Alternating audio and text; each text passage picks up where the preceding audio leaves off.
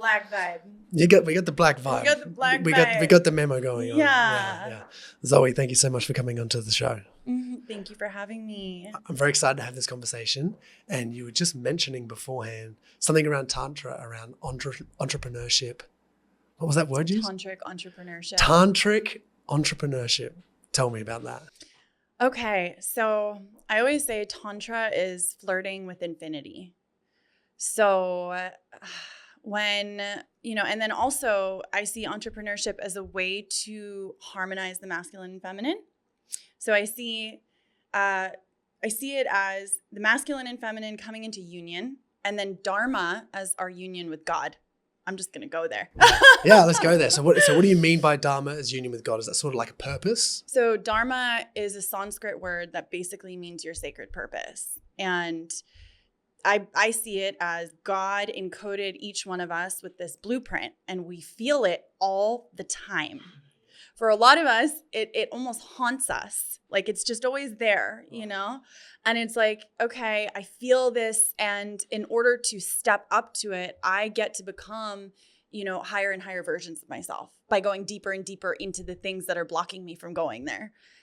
And so the way that I see Tantra with that, and I know you feel that, and the way I see Tantra with this is like Tantra is, it means to weave. So it's the weaving of all the elements and all the pieces that are showing up in your reality, everything that you've been through up until this point, the trauma, the mess, turning it into the medicine and allowing it to be the guidepost to the Dharma and seeing how it's all weaving for you to live your sacred purpose. No, that's crazy. So how does that play out that you've seen for entrepreneurs? So the reason I call it tantric entrepreneurship, and I'm speaking more toward people who feel this like pull and this call to serve, right? From the heart, like it's heart led, right? And you're weaving all of your experience into whatever this thing is that you're here to do. And the tantra of that is like, you get to find pleasure in your own becoming, right? And you get to like weave these energies of the masculine and feminine within it. And it's such a delicate dance. We were just talking about how this shows up in relationship, right? But it also shows up in your relationship with your work, with your service. So it's like, yeah, remind me ask that question one more time, because I feel like something's coming through. Okay, as it was around like what does it mean for like entrepreneurs in general? Like how does like the tantric entrepreneur use tantric to be an entrepreneur? So there are a lot of elements to this, and I typically speak to women about it because when we tap into, so a lot of the West sees Tantra as purely sexual. Right, we were just talking about this like too. Previous connotation. If I didn't know, yes, like get into like the work and understand like where tantric goes, because I've got some of my friends that are sexual embodiment coaches, and it's like really cool to understand. But if I didn't read or learn from them, I just think, I'm going to go here and just get really good at sex. That's what I would think is going to happen. So there's so many pieces here. So there's sexuality and then there's sensuality, right? And so the thing I teach women is to tap into and harness both in a way that's really sovereign, in a way that's really clean, in a way that's really authentic to them, right? So when we're looking at both of these energies, we're looking at the sacral center, which is your seat, right? It's like right under your navel, and it's the seat of your creativity, of your emotionality, and of your sexuality and your sensuality. All of these weave, right? There's kind of the Tantra piece. So they all weave to inform like what you're doing in the world and how you're showing up. So with women, I teach them to harness their sexuality in a way that is fully allowing their creative life force to channel into their Dharma instead of leaking out and maybe courting men or in a way that's, trying to get validation or that's manipulative. It's about pulling it all back in and operating from the wholeness of their like most empowering energy. Yeah, I feel like women's sensuality is like one of the strongest forces that like they have. I say feminine radiance is an aphrodisiac. Oh yeah, but for everything. For everything, yeah. For everything. Yeah, well, because it's a woman fully embodied in the physical realm while also being connected to her spirit, right? So much of the time our spirit, our soul, men and women, isn't actually in the body. So the difference between sensuality and sexuality is just the attunement to the physical. And so when a woman is really here in the physical, you can feel it. You can feel her here, right? It's like John Wineland says, the feminine radiance is nourishment to the masculine's nervous system. Oh, yeah. Because you guys don't have that same energy. I remember I was sitting in a medicine ceremony and it was really intense. It was like all men singing and playing the Icaros, and like I just felt like my insides were being annihilated, and I'm like, whoa, this is really Yeah, well, I feel like masculinity is more, I don't know what John's definition of it is, but I feel like it's more challenge. Like when we're hanging out with the guys, it's like challenge. And then when we're around the feminine, and like just the word nourishment, you know, like feminine nourishment to the men's nervous system, immediately I feel like, as a guy, straight away I feel that. Yeah, well, in the ceremony, our friend Ruby wound up singing. Ruby Chase was singing. She sang, and everyone's nervous system just went, like everyone just exhaled. And to me, I was like, oh my gosh, this is what's happening on a collective scale. If we look at also patriarchy, there's so much masculinization of women as well. And so none of us are having that exhale of nourishment. That sound. That exact sound that's happening right there. That was so crazy. I went to, I can't remember, I've been doing so much shit since I've been here in Austin, but the last day or two, that was 2 nights ago, I went to it was a woman and men's circle put together. And one of the exercises they did was they did like a men's circle in the middle and the women witnessed the men's circle. And then the men went on the outside and then we witnessed the women's circle. And one of the women started like break down in tears because she's like, I feel like I've been sold a lie that I don't need men. I shouldn't want men. I've got 3 degrees and I'm out here hustling like crazy. And I've got this mentality of like, I want to be a boss babe. But she's like, but I don't want to be a boss babe. And I was like, you know, because I know she's feeling all the emotions. I'm like, we can have both, right? But at the same time, I felt a lot of empathy for that because I was like, wow, I know there's so many women just in this position. Yeah. Yeah, I'd love to talk about that. Yeah, I just got a lot of chills while you shared that. So, I mean, a lot of women we've been modeled to run our energy like men, which dries us out. It robs us of our radiance. It robs us of our pleasure. It robs us of our joy. And then men are feeling that. And so women and men then compete. So women are kind of modeled to compete with men, right? Which is so counterproductive to polarity and actually being in union, because men and women both have very different things they bring to the table, and they're not supposed to operate the same way. We're supposed to operate in a complementary way.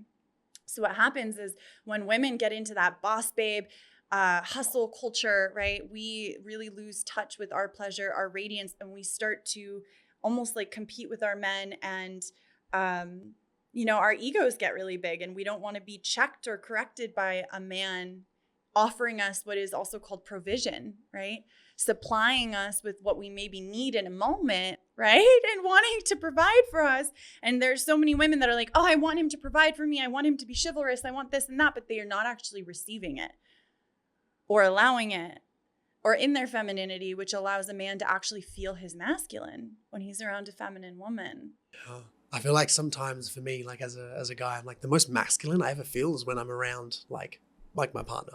When I have a partner. Mm-hmm. And it's crazy she said that because like with some of my exes, I was like, oh, yeah, we competed. Yeah. There was definitely like competition going on there. I was like, so how do we stop that? Well, that's the there's the power struggle phase. And it really is an art. Relationship? Yeah, but it will constantly come up. And I believe that's because it's constantly here to initiate us and to remind us to synergize, because what we're doing in our union is also like rippling out to the collective. Like we're all kind of mirroring this work that we're doing, right? Yeah, because you can feel it, right? Yeah. And the relationship's the foundry, and when you can learn the art of it, because what a lot of people do is when it gets really tough, they leave the relationship, and then the same pattern happens in the next relationship, right? So if we can look at relationship as this alchemical foundry for us to become the highest versions of ourselves, and if we're wanting to be in our most exalted feminine and masculine, then we get to constantly practice that in relationship. Like I'll give an example from my personal life. Lately, I've been fully like in my mission. Right now in my membership for women, the vessel. Let's go. In the vessel, it's about being a vessel of devotion, but devotion to living the mission. So I've been so devoted to that like my partnership, I wasn't as devoted to, and it kind of hurts my heart to like say that out loud, but it's something that happens. And so I've been able to like really sit with it and check it, you know, and now it's like we're moving into the vessel of love. And so I get to be the student of my own work and then deliver it. But, you know, for a lot of women, when we get into like the business and the hustle and the mission, it does become super masculine. And our inner masculine is important when it's tempered by our femininity and fed by our femininity.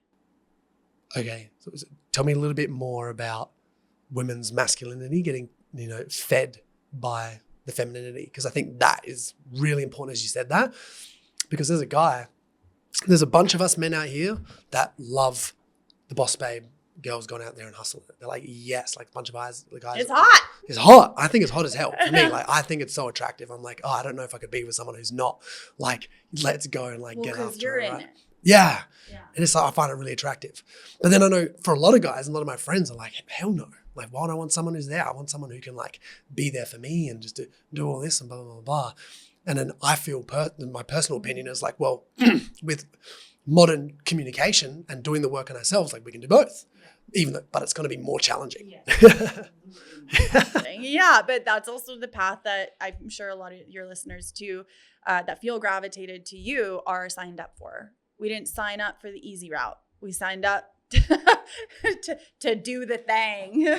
We ain't going the easy way around. Yeah. We're not going over it. We're not going under it. We're going through it. Yeah, Let's go. We're here to be initiated by, I say, the curriculum of our life. And it's all feeding the Dharma if we feel that like blueprint to serve in a big way. So relationship is absolutely a mirror for that. And so what I mean by that is for a woman it's an art, right? Because it's a union with self. It's the relationship with inner masculine and feminine. But I always say the feminine is love, right? And the feminine is here to love. The masculine is here to serve. And we both have both in us. So if the masculine inside can be in service to love, and we're prioritizing love first, I know that sounds fluffy, but to wake up in the morning and do the practices that help her feel her pleasure, help her feel herself, help her feel her heart, and then she can work and move from that space. That's like the ultimate goal. Because then she doesn't lose touch with like her radiance and her effervescence, and it pours into her work versus her work depleting her. How can a man support their partner to do this? Because for me, the question I go is like, I'd love to have that for my next partner, and I'd love to be able to help them embody that and have that happen. And I want to support them on that journey. So it's like, how could I do that? You know what I mean? So one big piece that's coming up is take her somewhere. This is another John Wineland quote. So he says, the masculine is here to take her where she can't take herself. What a banger. So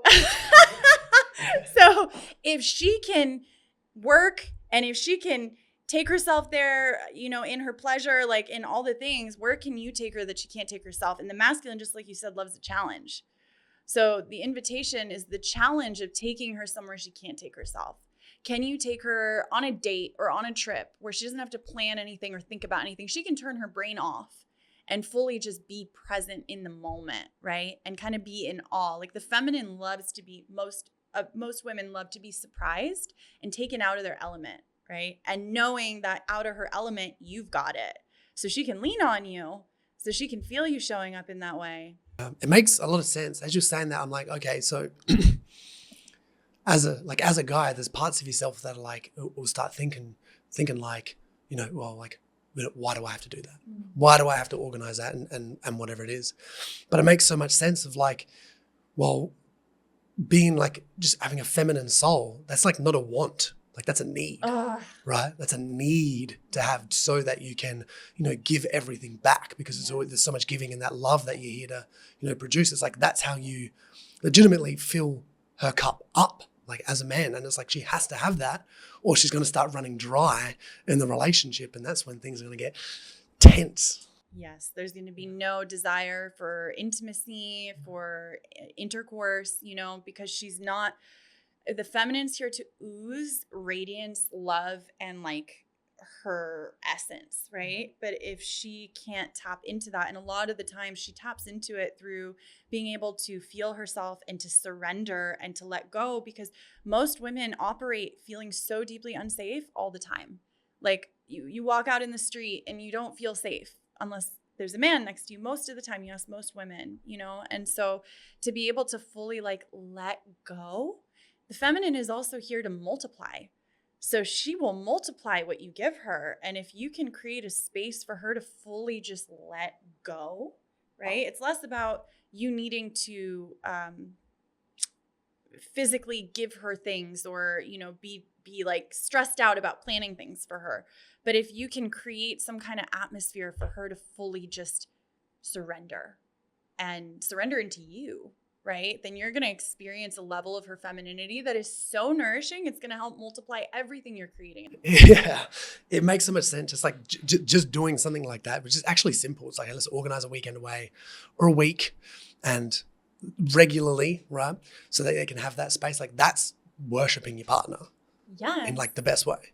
And it's also creating a container for you to practice and flex your polarity, which is not always easy because sometimes when you take her out of her element, it's also like her exercising trust in you and in life. It's her exercising surrender. It's her like letting go of control. So I'll share a story. My partner, my fiance, proposed to me a year ago. And I was so deep in my work. I was starting my podcast. I was working on my website and my new brand. And it occupied all my attention. And he's like, babe, we're going to go on this trip for a week.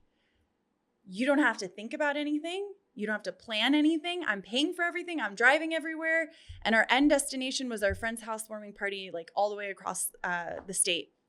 And surrendering my work and everything I was excited about and passionate about and just like letting it go was a challenge. And every day there was a new layer to it. And I got to just breathe and rest back and trust.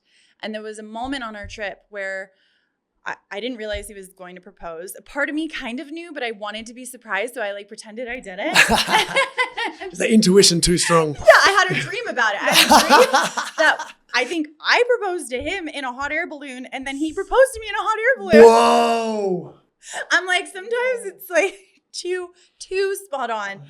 But the thing is, a lot of women can't tap into that intuitive power if they're fully in their head and in their work, you know? So it's also the gift of allowing her sight and her oracle to come online. What do you mean? What do you mean about like that? So the oracle is she who can see beyond this realm, she who can feel the subtleties, she who can guide the relationship, right? It's intuition. But a lot of women are cut off from their intuition because they're operating from their mind or from they're not in their natural essence. So part of what a man provides when he provides that is her being able to rest back into her oracle and her intuition and guide the relationship, guide him, right? And see where he can also step into a higher version of his Dharma and not let him falter. How can women do that in a feminine way? Because I know, it's a hard part because I know it's like, you know, being in like a bunch of relationships, is I understand that sometimes when that happens, it's like reactivity, it's aggression, silence, poking, you know what I mean? Yeah.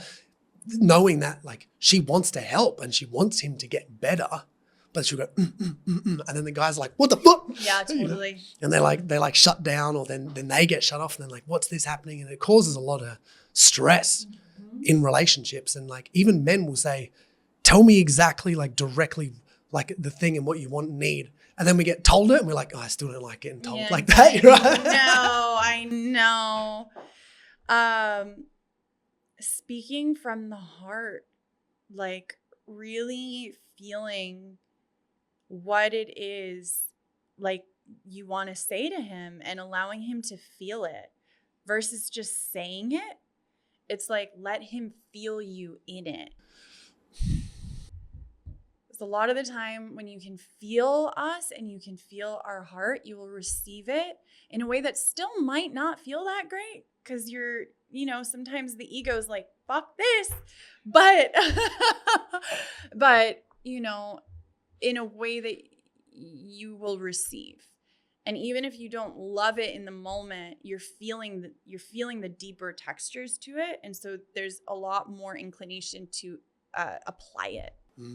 What would you say then to the objection, like of some women being like, well, I can say it from a place of, me feeling it, but I also don't want to mum him. Mm-hmm. So there's a difference between momming him and like letting him feel you. The momming would be more like oh, you should do this, or, like, what about this? And there's like this subtle embodiment of not believing he can do it for himself.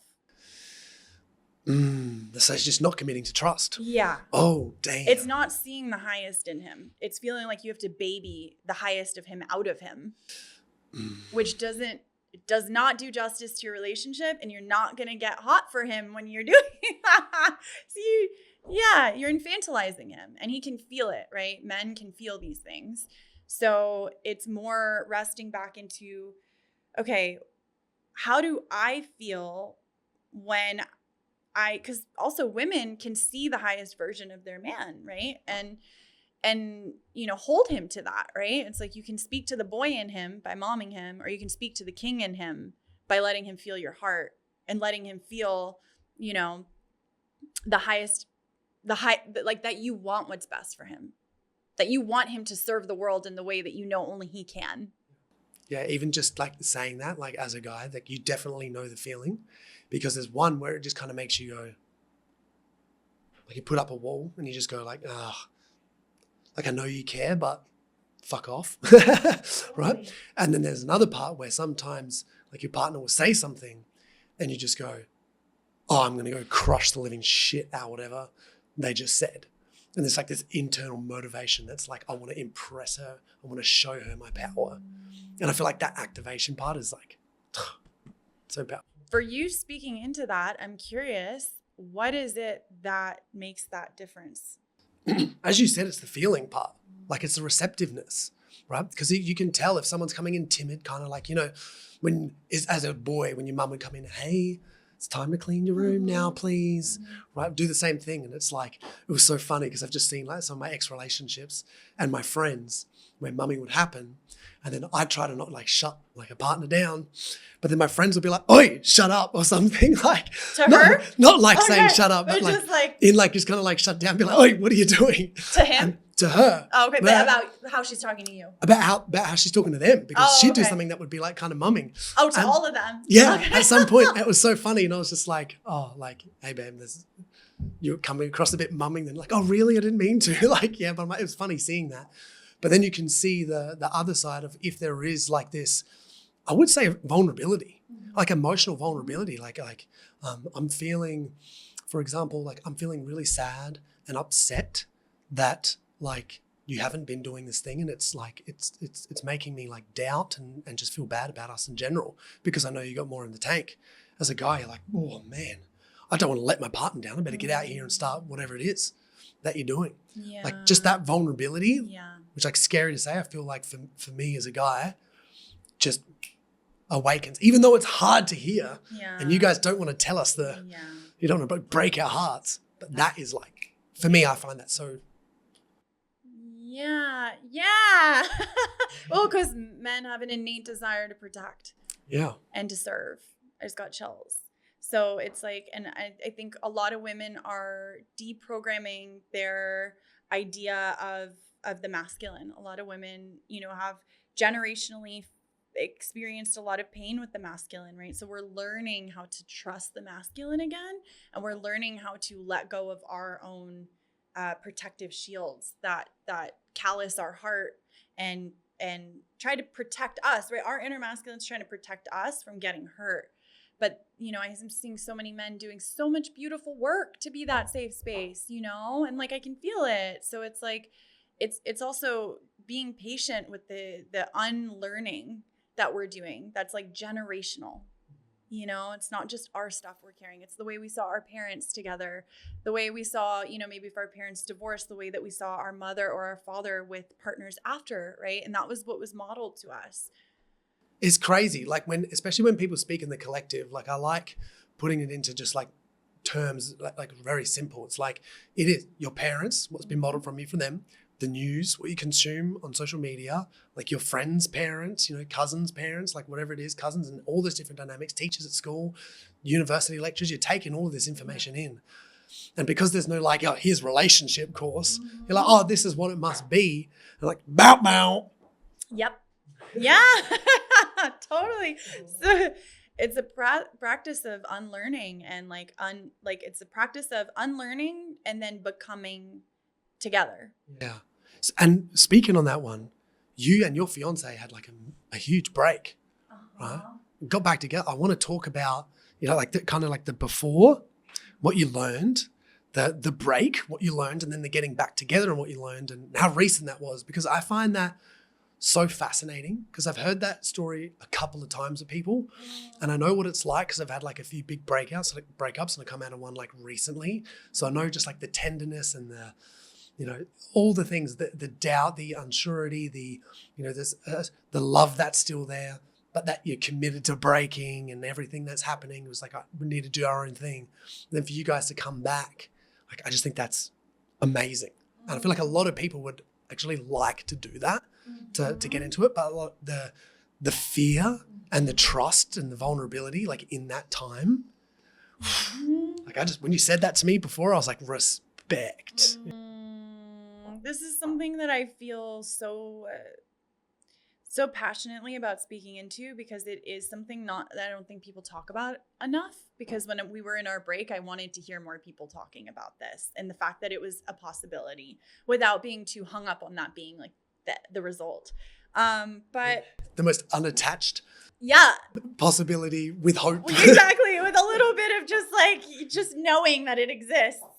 But I mean, we've always had like a very, like, how esoteric do I get? Just go. Okay. I always called him my twin flame. Like, I don't want to throw around new age terms. I will only speak into things if I've had an embodied experience with it that's so visceral. So he always felt like my other half in a way, but I needed to know my own wholeness in order to be with him. And we met when I was 22, so I was pretty young. I was still coming into my Dharma and my like purpose, and he's 12 years older than me, so there was, you know, the age gap as well. And yeah, he judged a lot of me based on my femininity, thinking that he wanted a woman that was like fully established in her career, that worked out a lot, that could go hike with him, like all these like more challenging things, right? And I always say the feminine thrives in pleasure, the masculine thrives in challenge.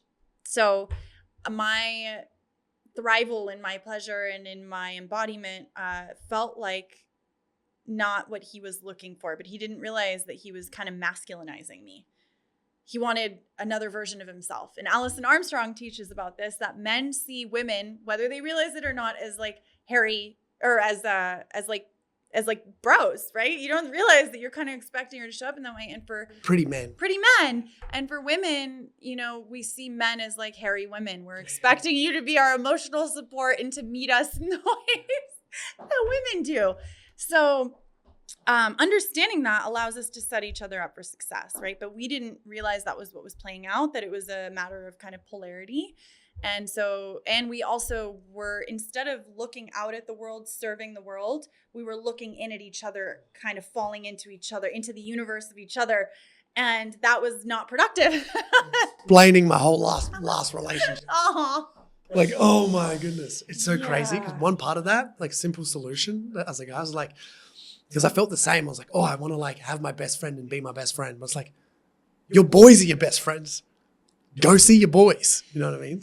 For women too, but it's like, okay, so one element is you want to date your best friend. You do. You yes. do. You do. And you don't want to replace your boys with her. And for her, you don't want to replace your girls with him. It's just, there's something you get from those two things that you cannot source in your relationship because it feeds you and then it feeds the relationship.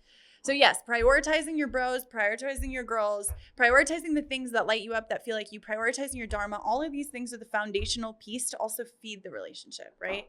It's also why you're attracted to each other in the first place, because of the sovereignty and wholeness that you feel in each other, and then you attract from there.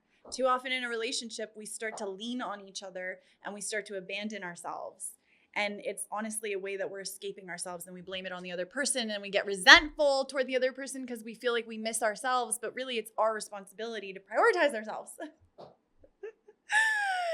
So this is why also in relationships, space is super underrated, but to take space to recharge in yourself. Like my fiance right now is at Sundance, he's doing his Dharma. So it's a film festival. Oh, sick. So his world's like feature films and like changing the world through media. And I get to just be in my space, in my energy, taking care of our puppy and like remembering my feminine roots while I also do my mission. Yeah. So, but the reason we separated was because we were doing this into each other versus side by side, arm in arm, out toward the world, offering our gifts.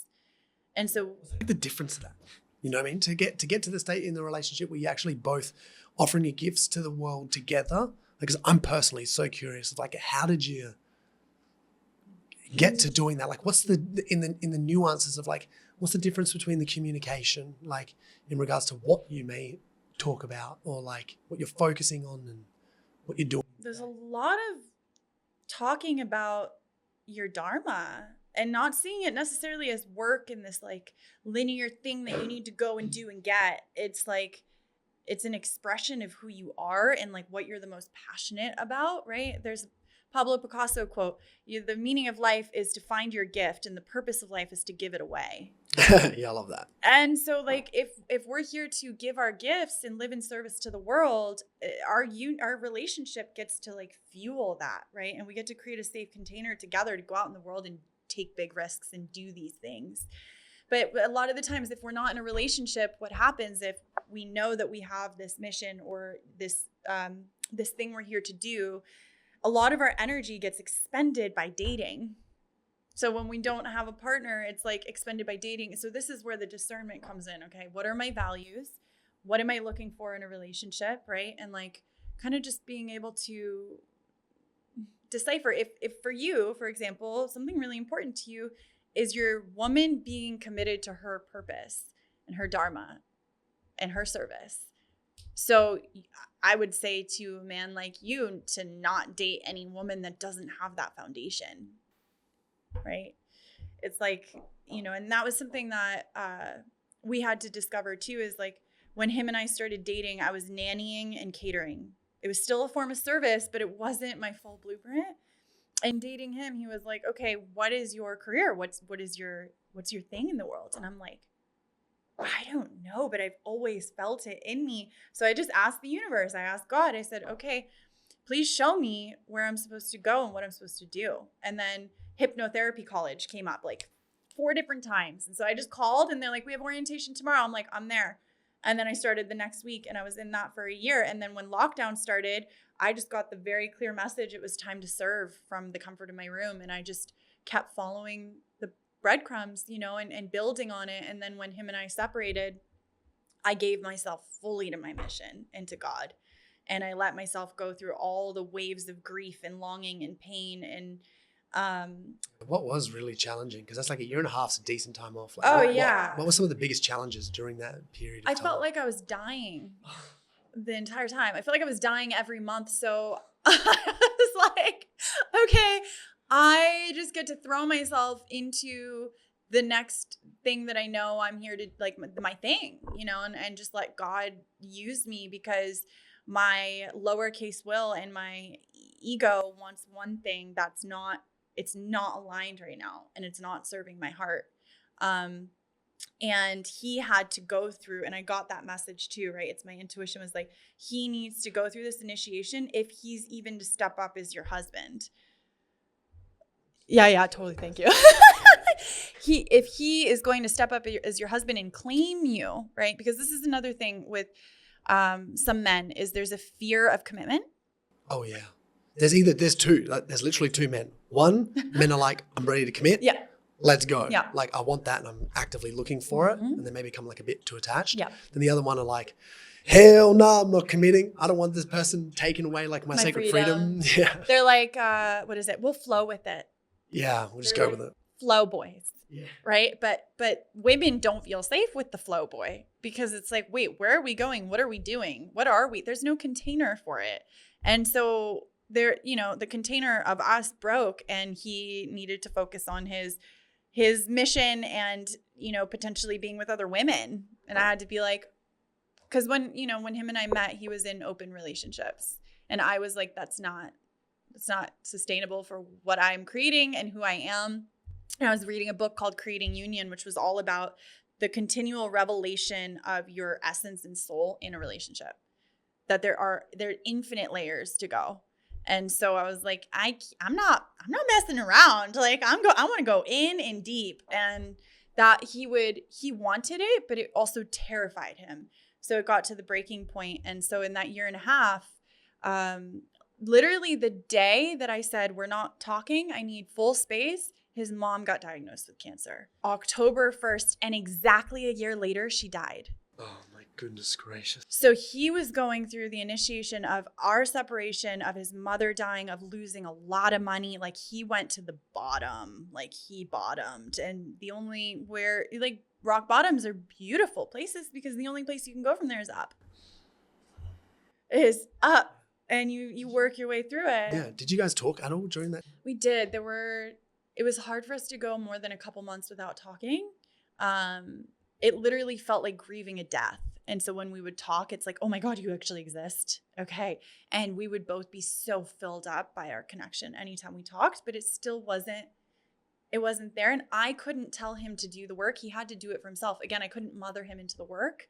I could only hold him in his highest and reflect that to him and go, okay, this is your work now. Like I can't be a part of it.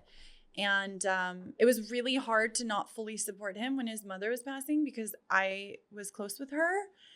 And still there was this thing that was like, you can't save him from this. And the times that I tried to, it made it so much worse. So I had to fully let go and just trust that, like, if we were supposed to be together, he would step up to the plate. And a year and a half later, my best friend reconnected us. But it was this wild thing where every time I was in luteal on my menstrual cycle, which is when women are so sensitive, and then when we bleed, we're in our deepest intuition, I felt him in my womb, in my body, in a crippling way, where I would lay in fetal position on my floor crying for like a week, pretty much every month. And I would just let myself feel. Because again, that's our superpower, is to not judge or resist what's coming up, but to surrender to it and feel it, and then allow that to inform us, right? That's what keeps us in the heart. So I was in my deepest heart during that time. I was getting invited to speak on stages to hundreds of people, and I was pulling from such a deep, real lived experience. Like there was a beauty and a poeticism in the excruciation of us being not together. That was kind of a muse in a way. Oh, yeah.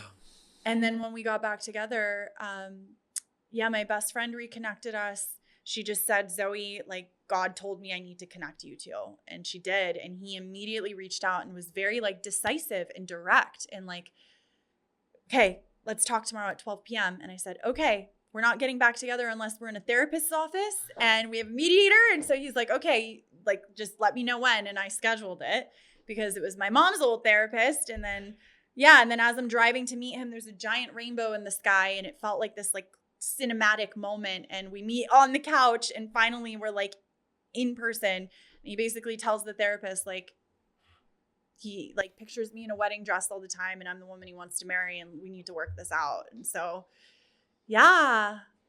we did 3 sessions and then just took it on our own.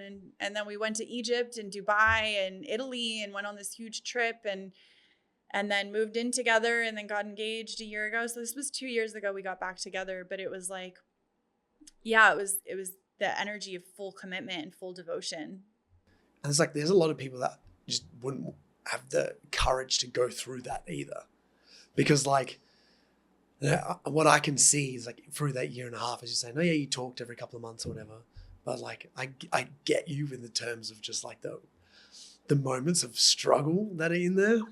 It was the most painful, excruciating experience of my life. I touched grief in ways that rocked me so to my core that it expanded my capacity for compassion and love even greater than I had before. How'd that help your business as well? Did you find that it helped it, or It really did. It did, but there were some points where it was too much. It was too much, and I had to go get like a real job for 3 months out of the, I've had my business for about 5 years now, and there were a couple months where I needed to just go and activate my inner masculine and have some structure because I was too in the feelings. Yeah.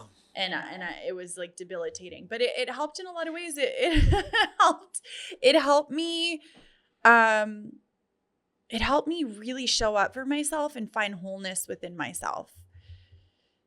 And that really impacted my business because like it allowed me to take on so much more. It made me want to just help people even more because I was in pain also.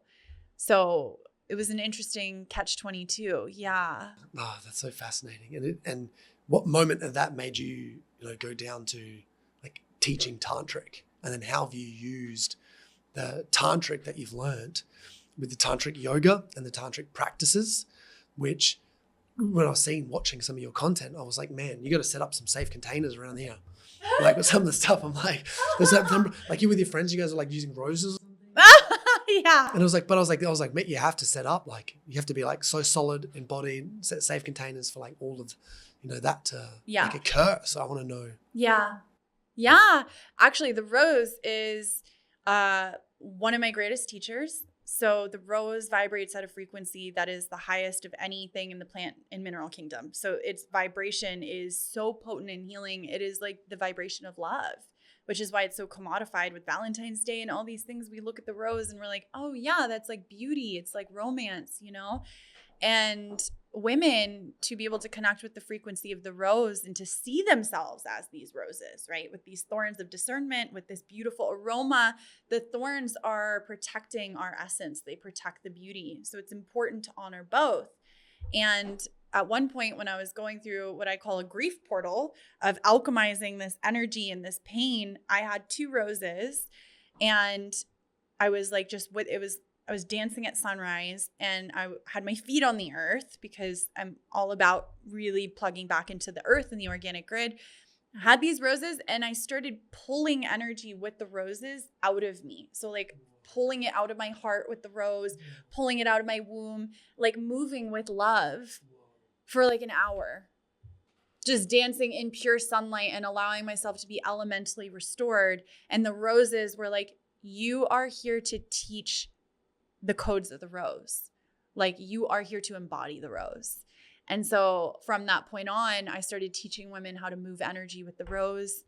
I bring roses to pretty much every one of my workshops. And even during the separation, like I got to be taken through, okay, how do I stay in my femininity? How do I connect with the divine feminine while going through this death portal, while going through this grief? How do I ritualize and beautify this experience? How do I make it more beautiful? And one of the ways I did that was I would wear lingerie and go through my grief. Like in my lingerie, I would like, and set up my space and make it beautiful and light my candles. And I'm like, how can I make this a sensual experience while I feel like my insides are being eviscerated? And I think that's part of the feminine superpower is we can beautify even the ugliest of things. And it's not a superficial beauty. It's like what allows you to tap into beauty, and I recently did that with my grandmother passing away. I ritualized her death.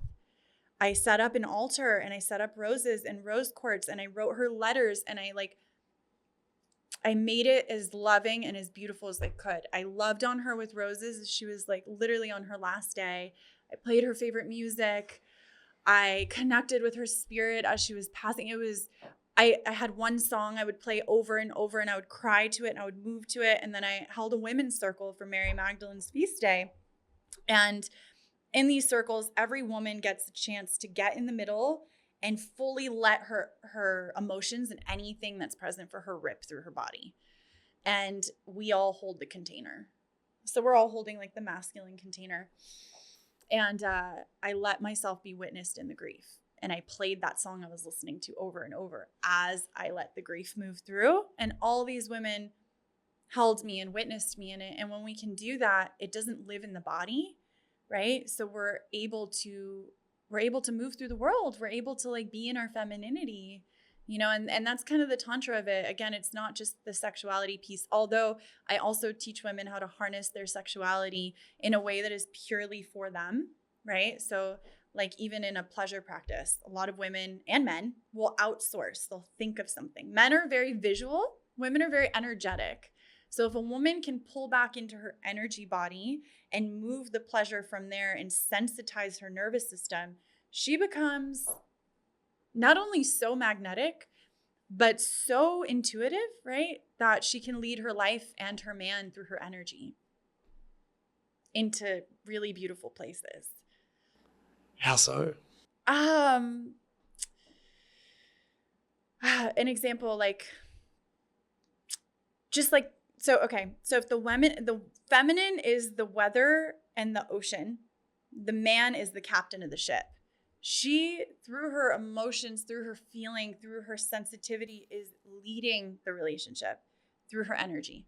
She's guiding it. She's giving it some current, and then he's taking the action and he's like executing, right? Because he's linear. He's like, okay, we need to go from here to here. Like moving to Austin, we're living in Los Angeles, and I'm like, I could hear the walls of our apartment whisper screaming at me, you need to get out of here. Like, this timeline's done.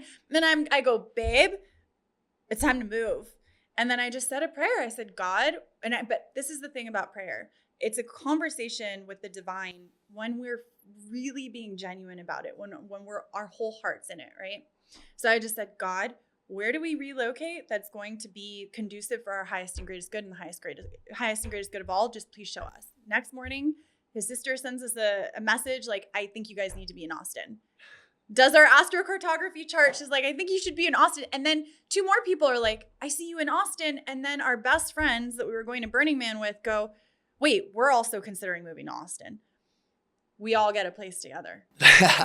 The day we're leaving for Burning Man, we all signed the lease. We moved in like a month and a half.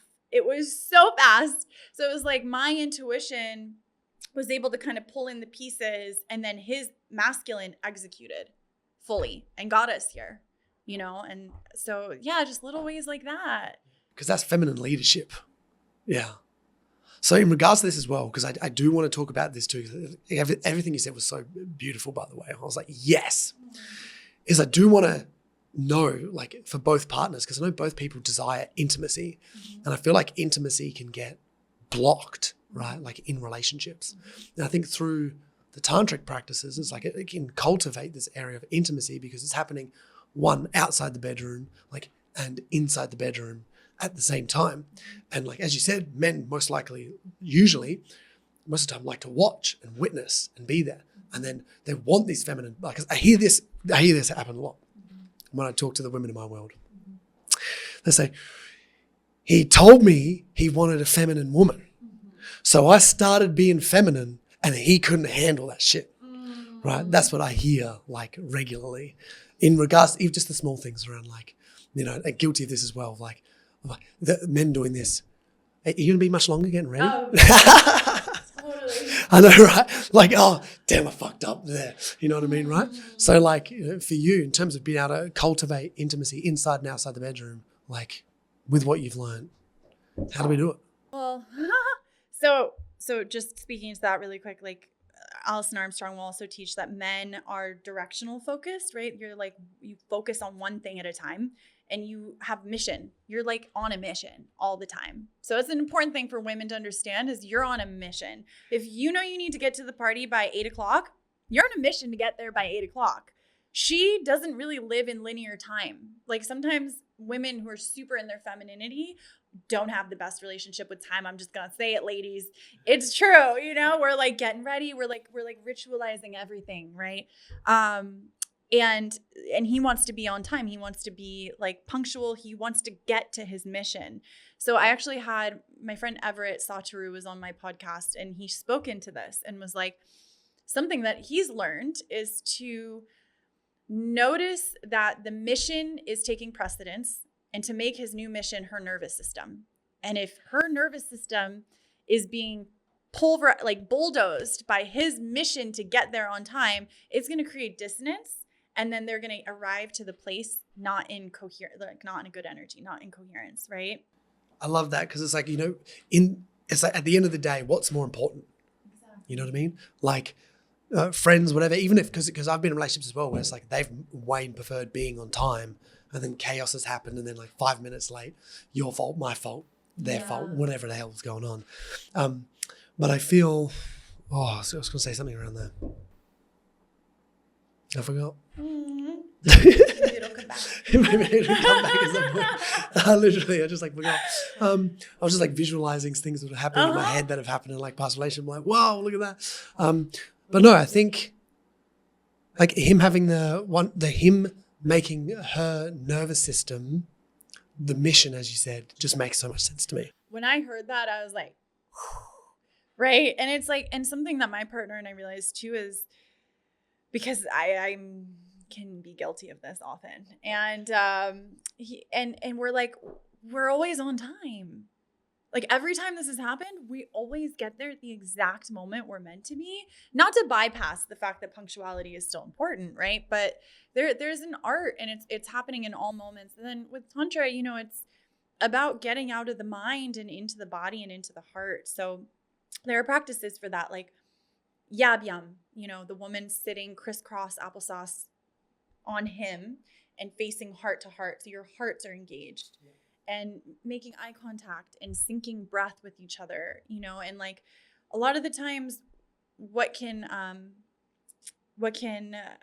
evaporate tension and animosity in a relationship is just eye contact. It's literally just like feeling the person and not needing words, right? To communicate. I feel like love speaks words are so limiting in our ability to really feel each other and communicate. So there's that practice. And then when your hearts are connected, you're also coming into heart coherence. And when we look at the chakra system, a man's chakra system and a woman's are opposite. So her negative pole, which is her yoni, which receives him, is his masculine pole, which is, it goes out, right? His lingam. So this is why she receives and he penetrates literally at the base of our being. That is our polarity. And then it goes up and then, her womb is a positive pole. So her sacral, this is why women are a lot more sensual, right? Because it's an outward energy we're giving. And then we go up, masculine. This is more of a masculine center, our willpower, our drive. That's a negative center in the female. It's a positive pole in you. Heart is a positive pole in women, which is, I believe why like our breasts go out, right? We're like, it's the outward expression of our heart. And for a man, sometimes it can be harder to access the heart.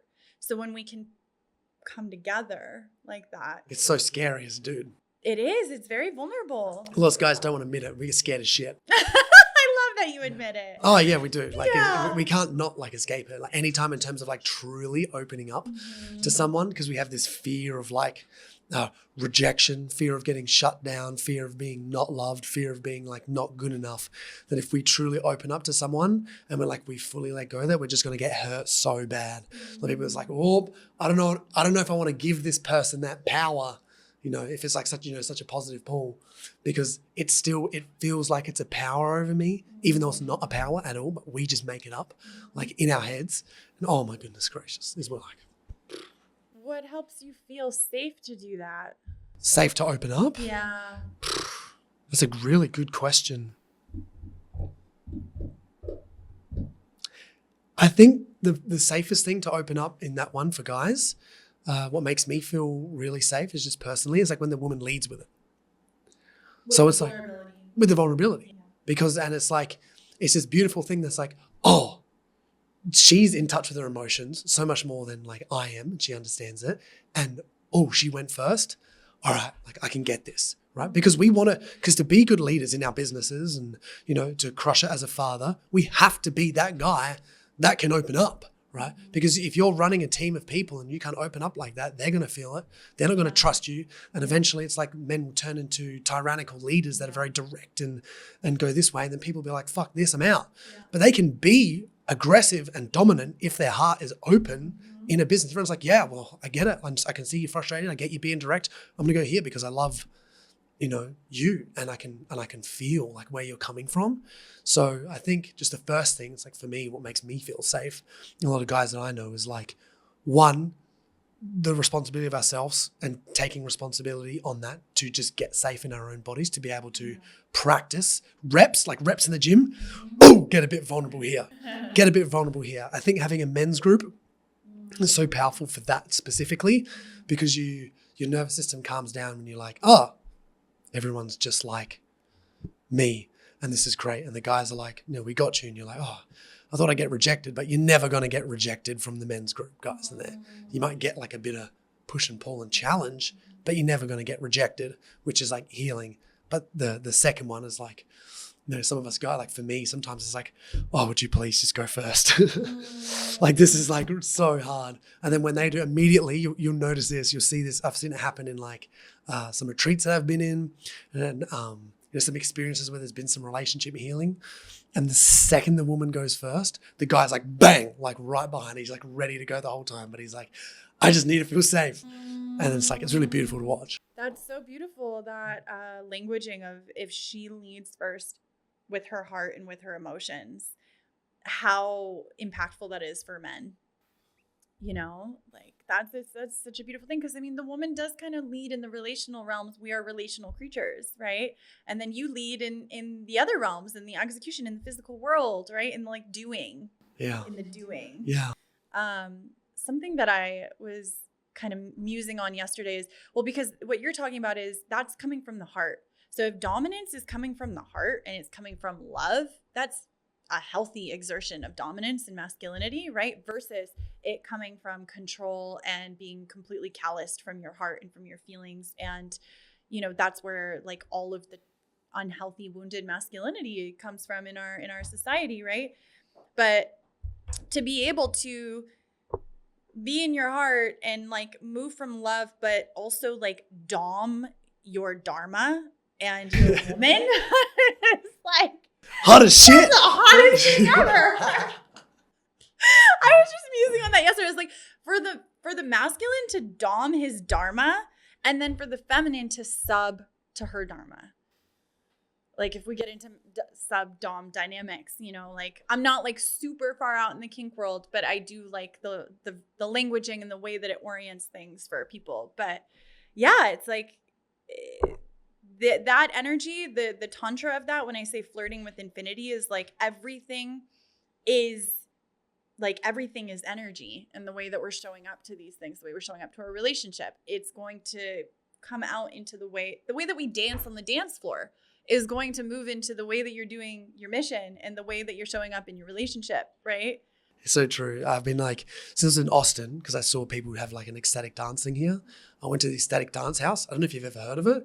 Oh, yeah. It's like the OG ecstatic dance. They've been there for like 25 years. You go there, there's like people in their 70s and there's kids running around. There's like everyone everywhere just like doing it. And they set up this really cool like container. And for me, I've always just got a lot out of it. Like I just got a lot out of just moving my body freely.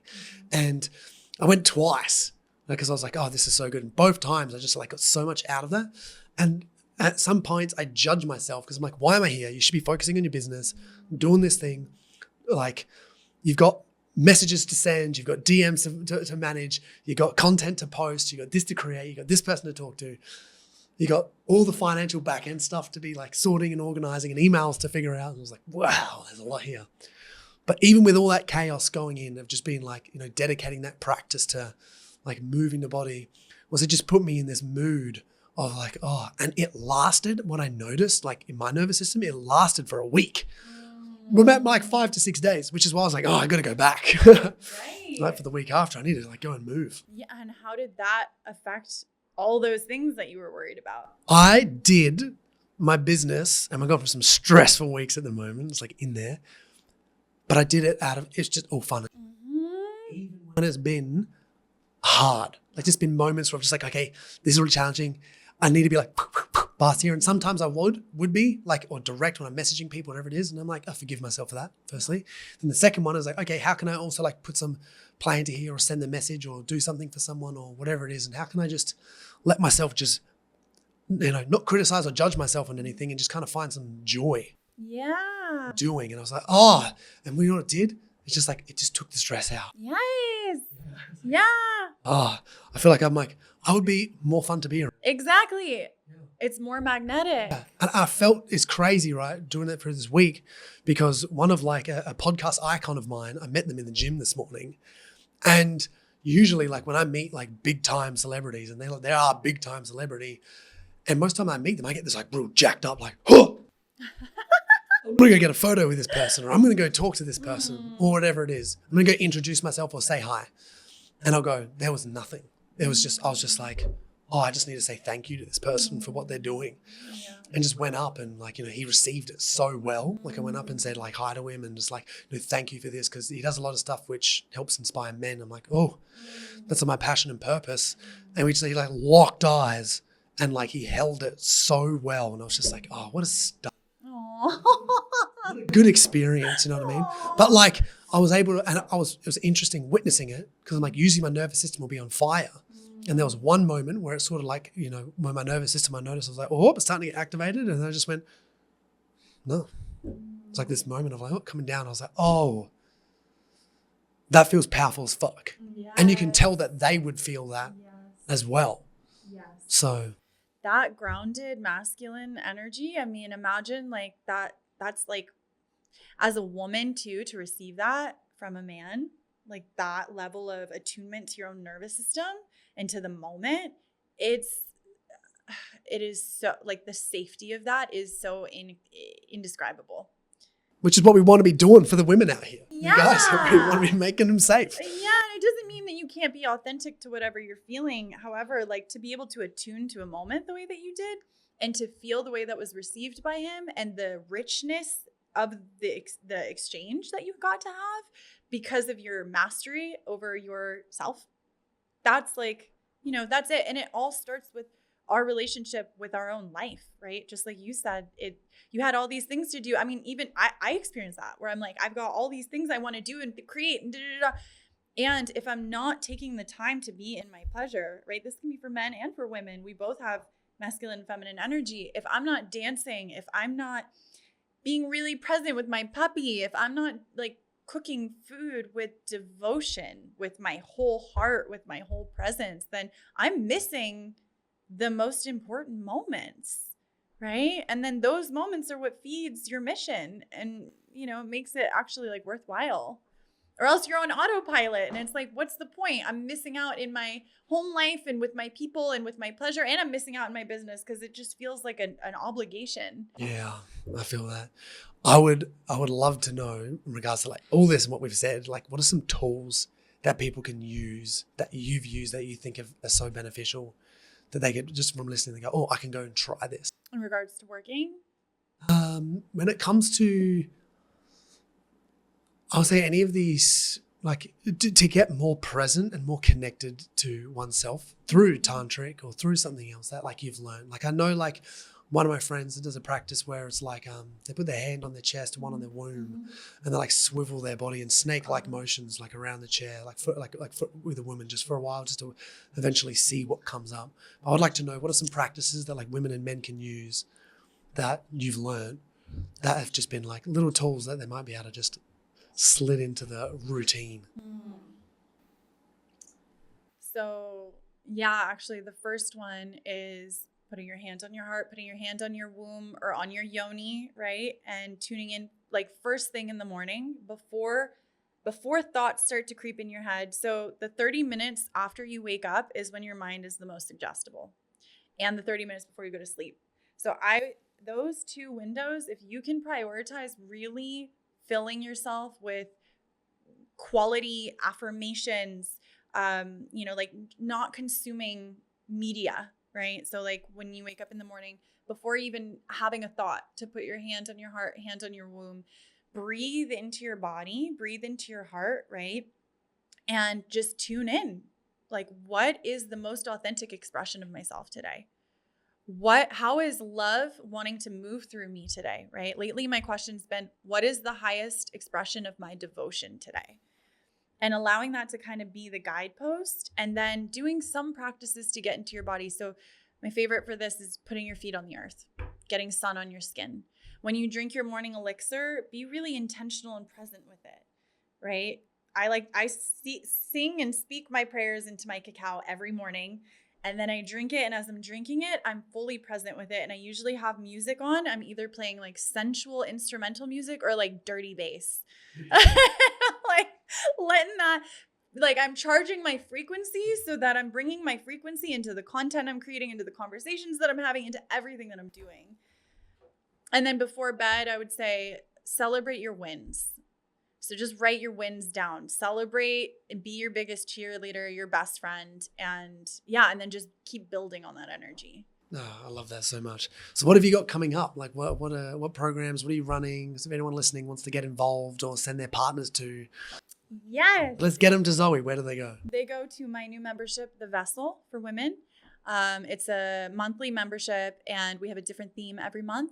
So this January, because it's Capricorn season, is the month of devotion, because devotion is the feminine's version of discipline. So we've been focusing on devotion and devotion to mission. And then now we're moving into the month of love. So being a vessel of love, oozing love and infectious radiance. So we're going to be connecting to love, not only for self, but for the masculine, and then in sisterhood, because that's a big part of my work, is helping heal the sisterhood wound and creating safe spaces for women to come together, to not compete, but to collaborate. It's so powerful, because even just saying that, because it makes so much sense of like, if they're going to this to collaborate together instead of compete, then they stop competing with their partners. Totally. Same thing for the men is what I do. It's like the same. Yeah. Well, because you're being nourished there. So you don't have to feel that. A lot of times we're operating from this scarcity mentality in all relationships. Women see other women as a threat. And so we feel like there's scarcity. There's scarcity of men. There's scarcity of whatever it is, right? Resources. And then when you really come into your own power and blueprint in a really like, I don't want to say like humble, just like a knowing of self, a loving of self, then you can show up in that way with other people and other women. This is so powerful. And what's your podcast and your Instagram? Oh, my podcast is the Better It Gets podcast. We're on a little seasonal break, but we'll be back soon. And my Instagram is just at Zoe Dane. ZOEDANE. Let's go. And all links will be in the show notes below. Thank you so much for coming on. Thank you for having me. This was awesome. Yeah. Woo! Yay!